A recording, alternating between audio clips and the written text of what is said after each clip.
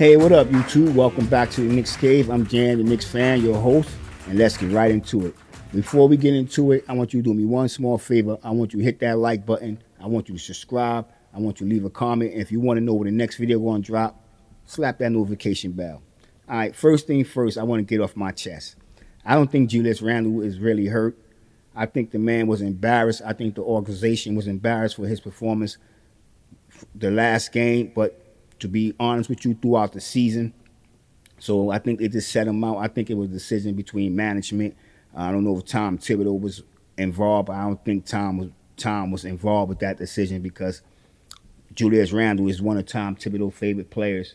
So I don't think Tom Thibodeau was all in on that decision. Well, I could be wrong, but in my opinion, I don't really think Julius Randle's injury was that serious where he had to sit out, especially being this game being that important. But it gave us a chance to see what we need to do, what need to be fixed with this team. Earlier on in the quarter against Atlanta, the Knicks was moving the ball, and the team was looking more cohesive than usual.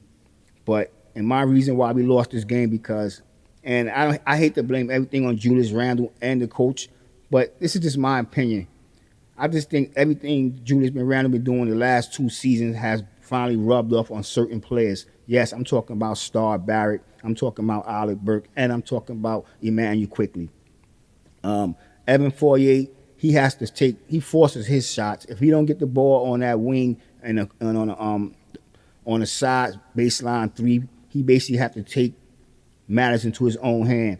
That's why I really don't understand why. I understand the defense. This defense side of the ball when it comes to Evan Fournier because he's not that quick of a player. But when it comes to his offense, I think sometimes, let me try to make my point clear. Even Trae Young had 40 points.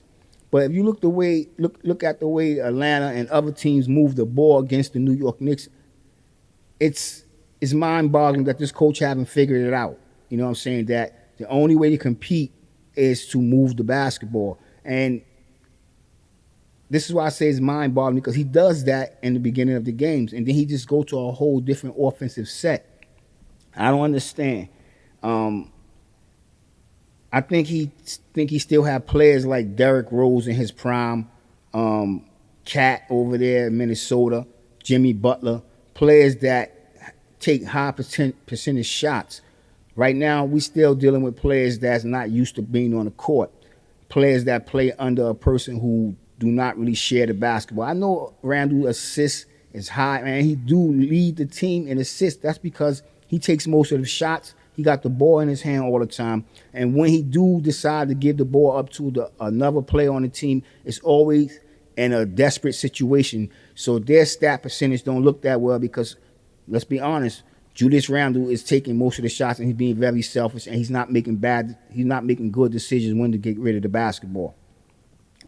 Like I said, the Knicks was moving the ball, and I think this team right now got the funk of Julius Randle. You know what I'm saying? It's funky right now. If you want to say, like, we came out there, we looked good, but the game ended in another. You know what I'm saying? So I don't know. You know what I'm saying? Like, put it like this. I started the video off saying that I don't think Julius Randle was really hurt.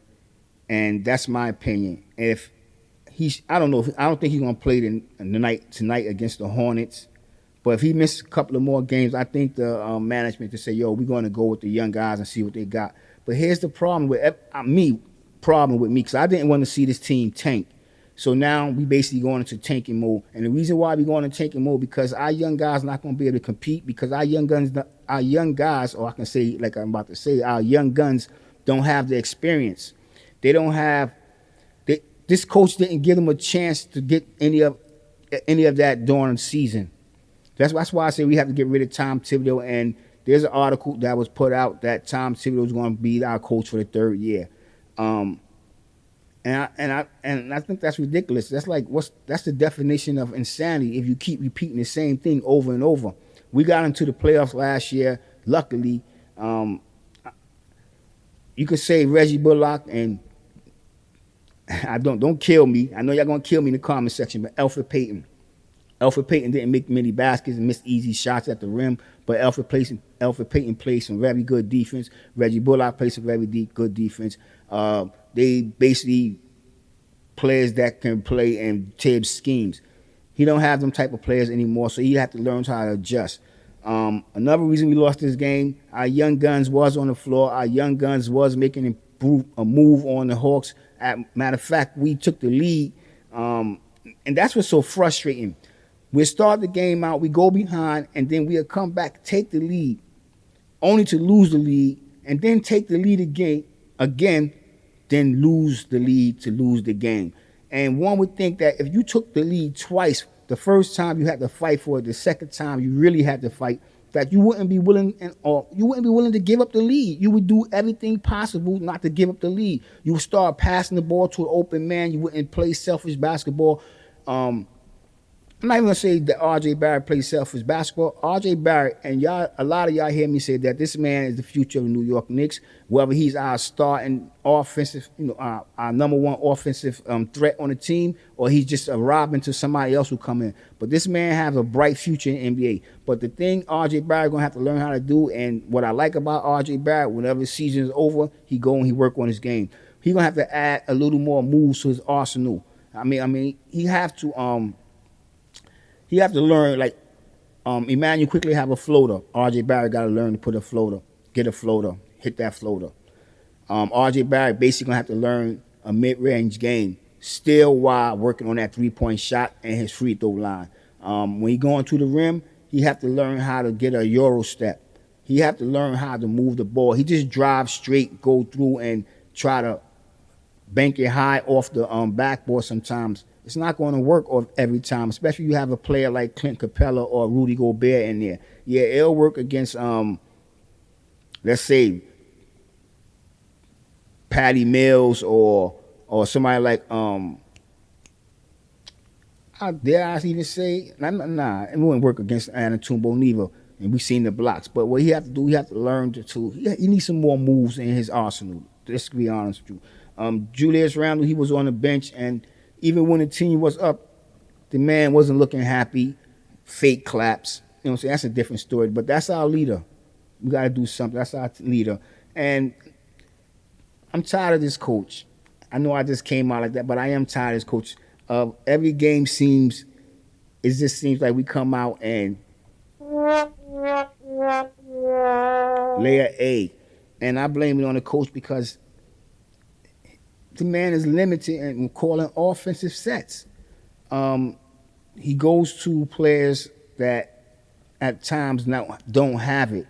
Instead of encouraging the guys to keep moving the basketball, finding the open man, he started calling plays where R.J. Barrett come off a screen, go slash straight to the hole. The referees don't give R.J. Barrett that many foul calls because R.J. Barrett like to use whatever arm that's free to block out the player, so he basically initiate the contact, and that's one thing the guy got to learn.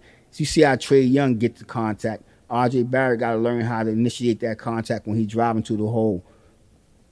And I think,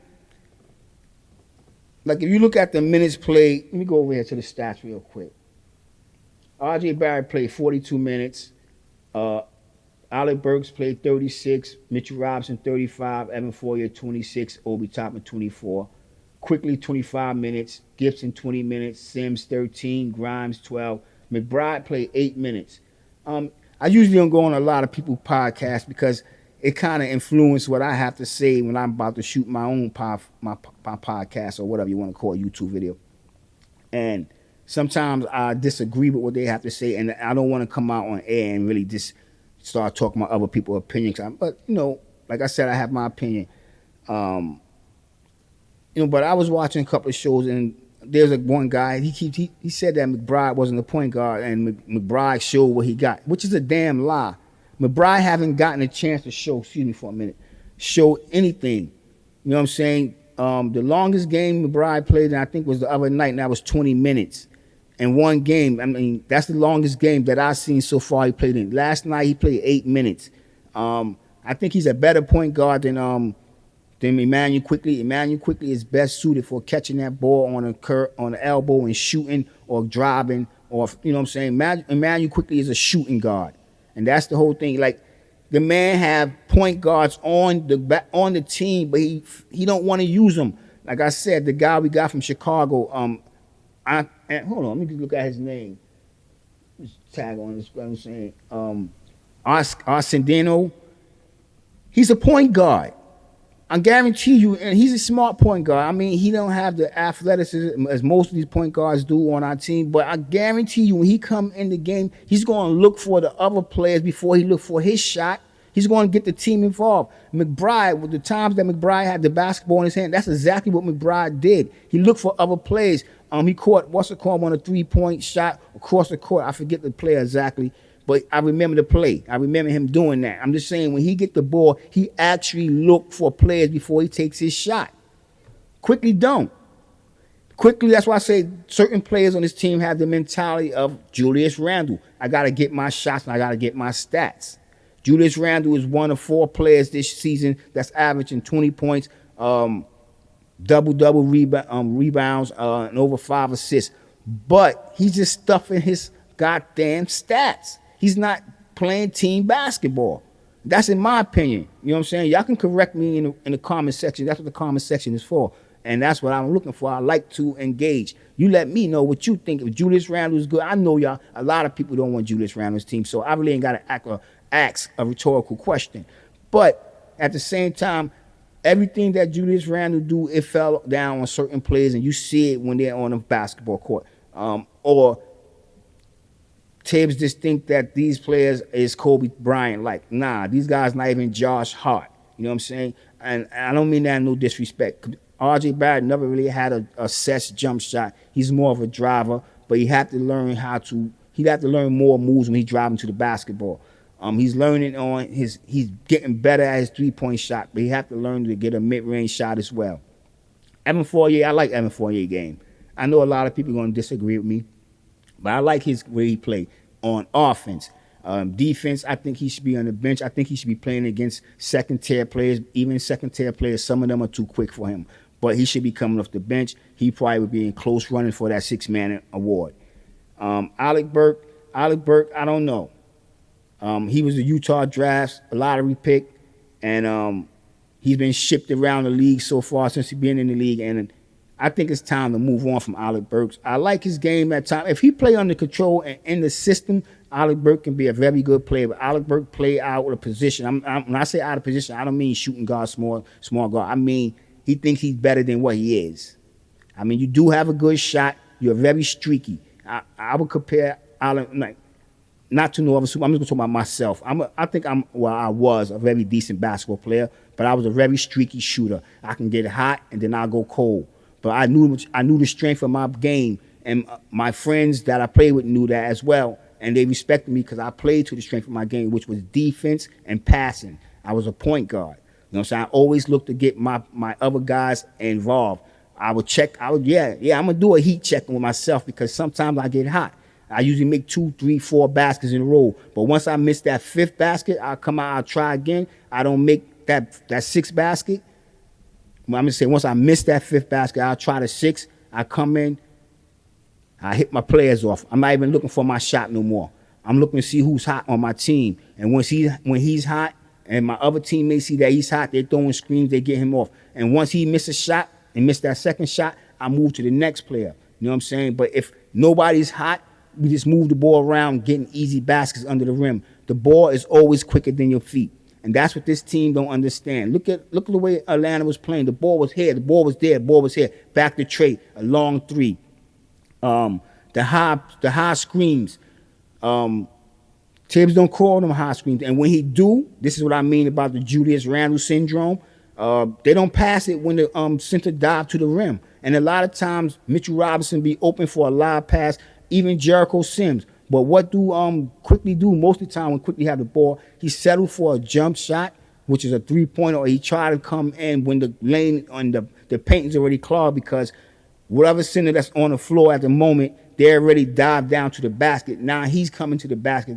The center who dived down to the basket, his defender is there, and Quickly got his man. I mean, he sometimes makes the basket. He sometimes gets the foul, but that's sometimes. But if he was to dish that ball off like Trey Young do, it will be an easy basket for Jericho Sims or Mitchell Robinson or even Taj Gibson.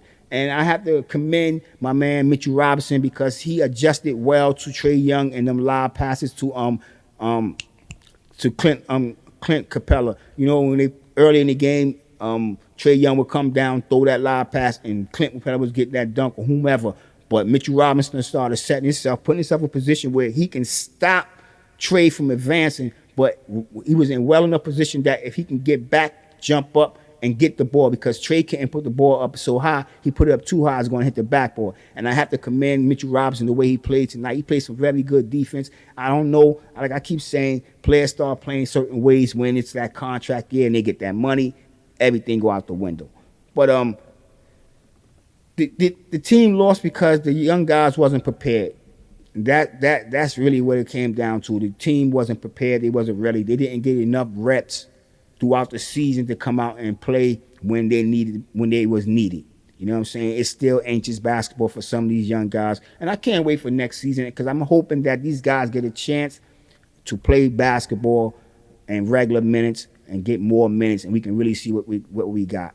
People talking about we need a point guard, we need a point guard. I like Miles McBride. I think Miles McBride need a chance to show the NBA, matter of fact, the New York Knicks fan base and a couple of these commentators that have these Knicks shows that he can play basketball. And the thing about it, they know he can play basketball. They see that he's not getting any time, but a lot of people done written him off. I don't know why.